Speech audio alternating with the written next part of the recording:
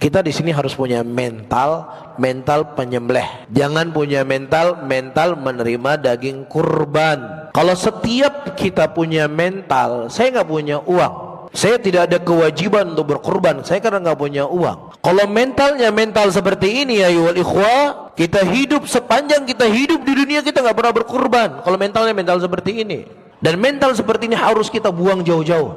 Saya tahun ini harus berkurban. Ketika seseorang sudah punya keinginan yang kuat, maka Allah akan membukakan kepadanya jalan. Dia akan berusaha semaksimal mungkin. Karena sudah punya keinginan yang kuat, berarti saya harus nabung. Ya 10 hari 10 ribu saya masukkan ke celeng. Antum yang hadir semua di sini, para hadirin hadirat, saya rasa nggak ada yang nggak ngopi. Betul nggak? Nggak ada yang nggak ngopi.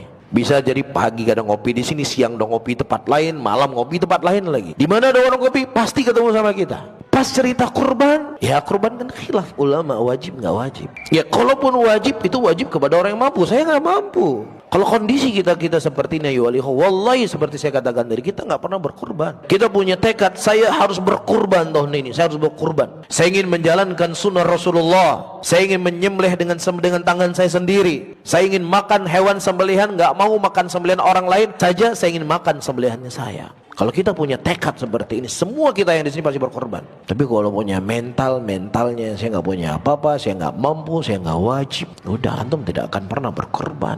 Sementara berkorban itu adalah amalan yang sangat mulia, amalan yang sangat agung. Begitu juga dengan ibadah-ibadah yang lainnya, ibadah umroh kah, ibadah haji kah. Ketika mentalnya kita sudah di depan saya handapeng, tiba nih wajah jauh meda handapeng. Kalau mentalnya begini terus, ya sudah, kita nggak haji. Ya, tapi mental, pokoknya saya harus naik haji.